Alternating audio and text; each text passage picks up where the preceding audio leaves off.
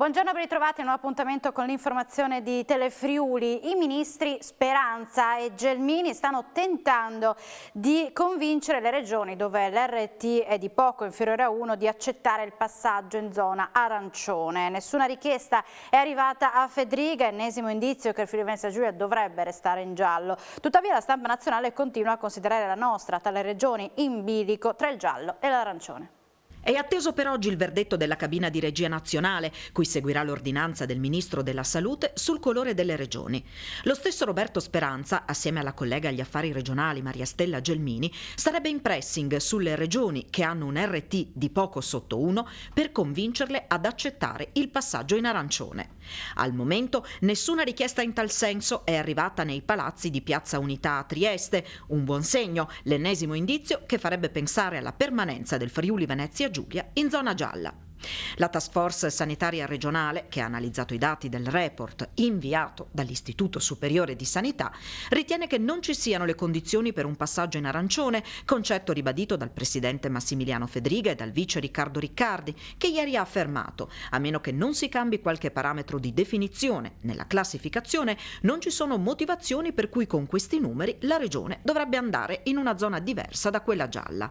Riccardi ha ricordato che l'RT in Friuli Venezia Giulia ha un punto più basso di 0,74 con una media di 0,8 rispetto allo 0,94 della scorsa settimana.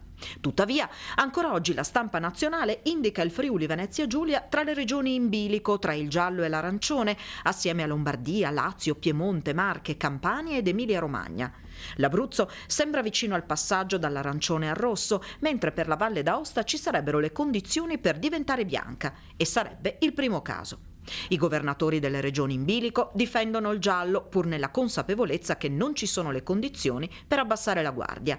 Ritiene di non dover passare all'arancione il Lazio, che ha un RT a 0,95, superiore al nostro che è allo 0,8 ed è in discesa nelle ultime 2 settimane dopo essere salito sopra 1. In Veneto l'indice è a 0,78, non preoccupante, ha sottolineato il presidente Zaia, ma comunque in lieve crescita. Intanto il tasso nazionale di positività sale al 4,8%. Siamo nella notizia di cronaca. Al culmine di un litigio nato per questioni di natura commerciale, un artigiano di 47 anni ieri mattina ha minacciato con una mazza da baseball il titolare di un'azienda di Basigliano. Per questo motivo è stato denunciato a piede libero dai carabinieri di Campoformido per ipotesi di reato di minaccia. La mazza da baseball invece è stata posta sotto sequestro. Le indagini sono state dirette dalla Procura della Repubblica di Udine.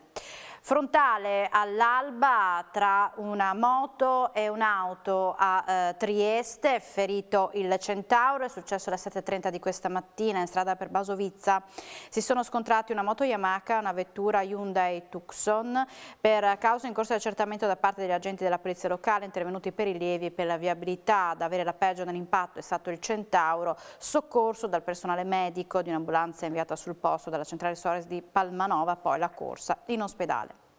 Altro assalto ad un distributore Conad con la ruspa. Dopo il tentativo fallito a Porcia, i malviventi ci hanno riprovato nella notte ad Azzano X. Il titolare racconta: rubati circa 1.500 euro, danni per oltre 50.000.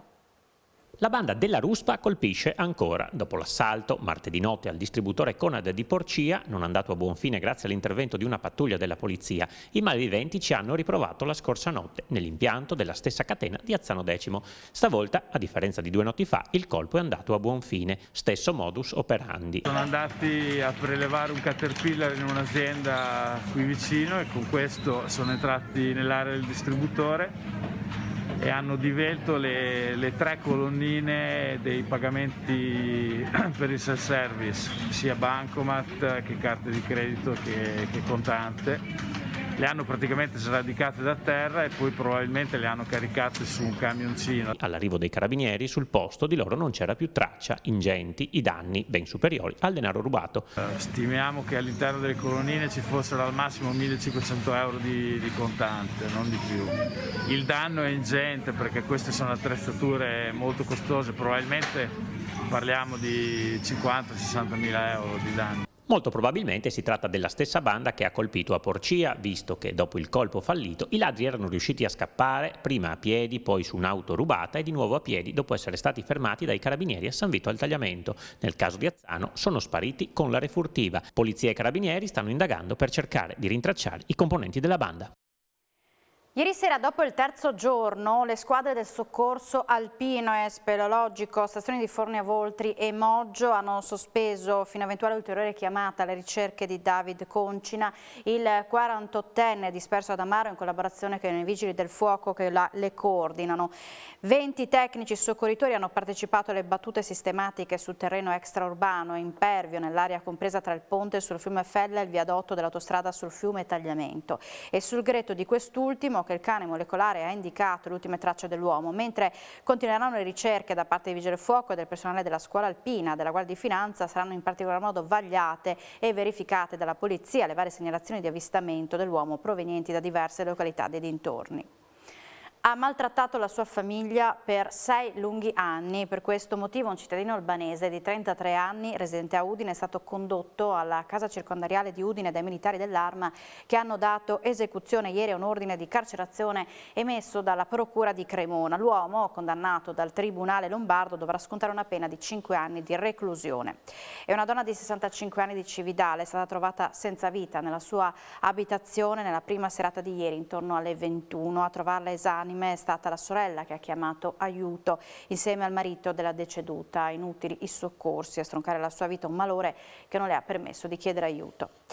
Con i suoi 107 anni la signora Antonia Pagliaga è tra le persone più anziane di Trieste ad aver sconfitto il Covid-19. Era stata ricoverata il 2 gennaio dopo essere risultata positiva a un tampone e durante la degenza a Villa Sissi aveva sviluppato un'infezione respiratoria. Grazie alle cure ricevute il quadro è migliorato fino a completa guarigione e dopo ben 48 giorni la signora Antonia ieri è stata dimessa.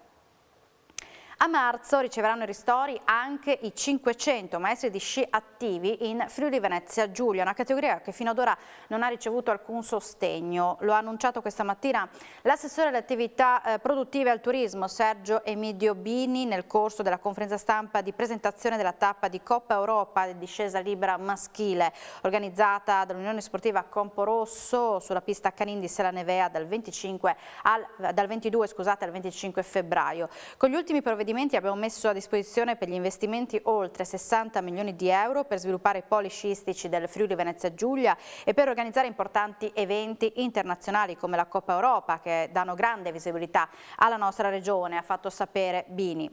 Un robot chirurgico del valore di oltre 2 milioni di euro sarà acquistato dalla Suggi per l'ospedale di Gorizia, una giornata storica per la sanità goriziana e regionale, ha commentato così il sindaco di Gorizia, Rodolfo Ziberna.